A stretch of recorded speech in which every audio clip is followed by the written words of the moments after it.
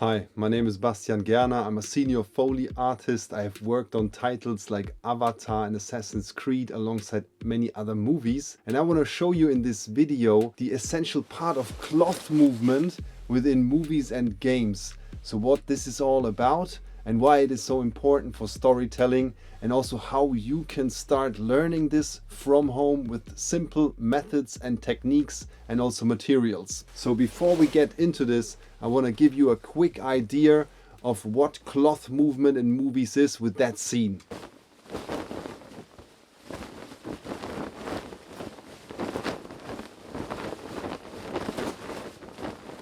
Alright, and before we tackle this scene properly, I will also show you around the studio, introduce you to all the different materials, and then we will go into the recording process, and in the end of this video I will reveal why this outfit is really not good for wearing as a Foley artist. So stay with me. So everything to start practicing cloth movement from home is within your drawers.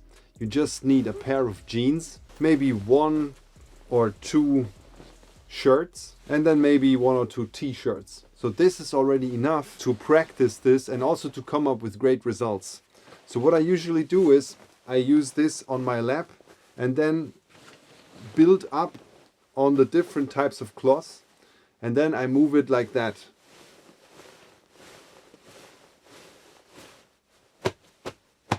So we can also focus on that now real quick.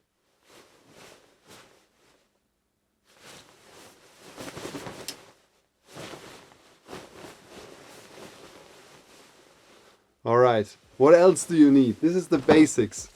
Everyone has that at home.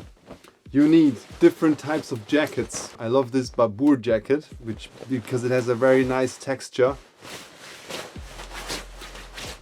I can make villains with that, and it also sticks through the mix very much. Then I have leather. This is not real leather, but still it has a nice texture.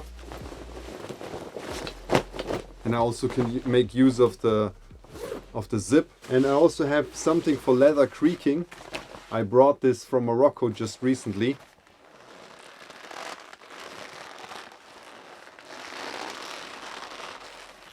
Yeah, and then of course something like that for raincoats and stuff like that. A jacket is also nice if you want to have a bit more stiff texture in the sound that sticks through even more.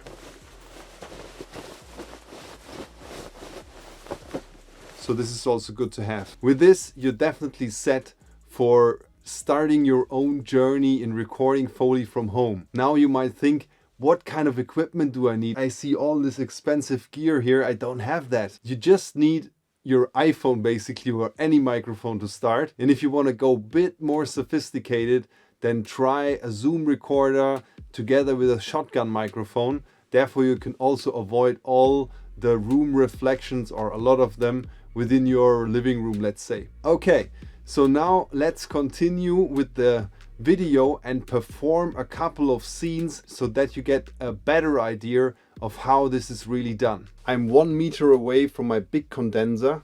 My big condenser goes through a high cut, then through a transient designer, after that through a little bit of EQ, and then a little bit of compression as well. And to smooth the sound, we also use a little bit of reverb. So let me switch that on. And then I'm using this jacket now for Superman's cape.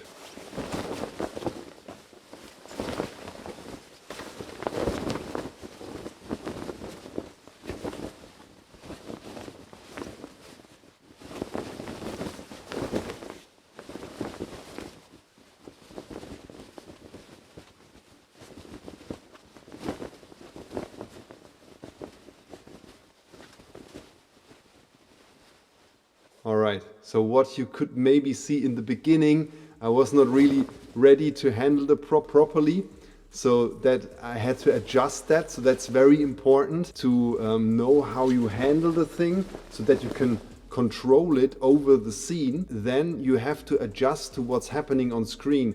So if the thing is moving very heavily, you have to increase the action, and then when it's more still or the perspective changes to a more distant view or not that important view, let's say, you also have to then decrease your performance and make it less present. And later on in the video, I will also show how we edit this kind of stuff, because there's also a trick within that that is really essential for you to know. Let's continue with the next scene. The next scene is an advertisement. I will tell you in a minute why this is so special.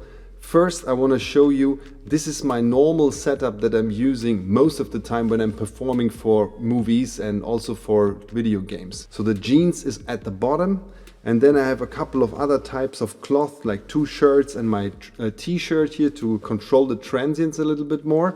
And then like that, I can now handle the thing and create the motion. And advertisement is special because the budgets for these types of media is really, really high. So you might get the same amount of money for 1 minute of advertisement content that you would get for a 45-minute low-budget TV series, for example. Okay, let's do it.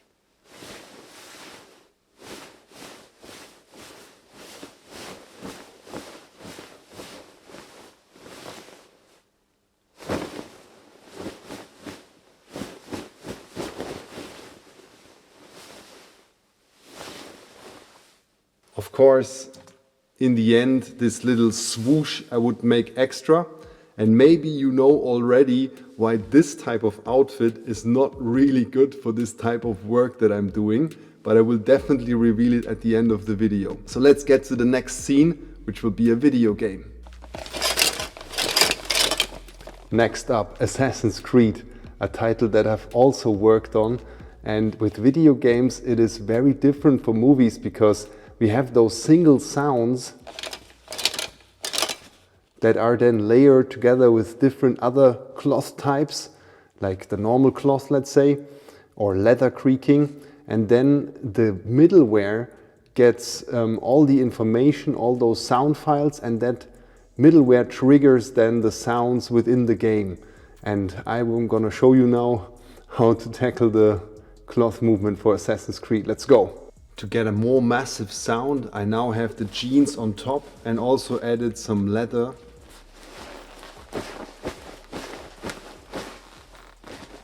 The mic could be a bit closer, but we're good for now. Let's do it.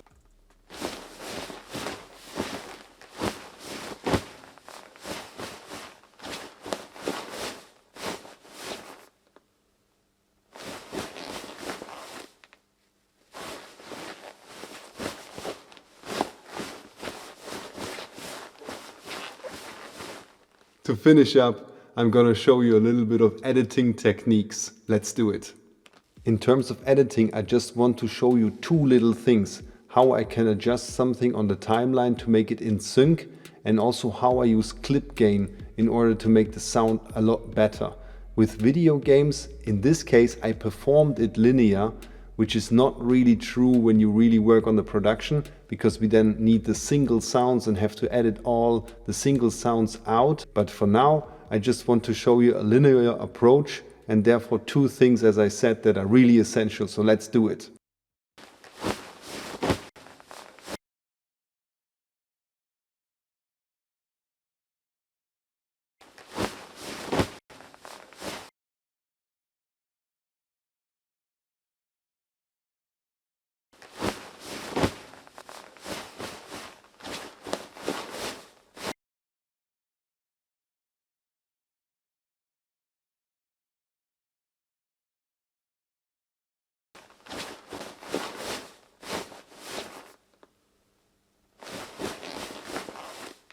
As you could see, I did 2 things. I changed the timing in order to make it sync and match with the picture. And then I used clip gain in order to hide certain sounds that I didn't want to hear, or especially make an ending of a cloth movement smoother so that it fits better into the scene. So therefore, really make use of clip gain automation within your editing process of Foley cloth movement. Now, let's wrap this video up and share why this outfit is really a mess for recording cloth movement. Let's face it, this outfit just does make way too much sound on its own in order to use that and wear that when you perform cloth movement. There's only one exception. When you actually have someone, a character that wears something like that, you could actually wear the thing and then make the movements with the thing on. So that is also another performance technique,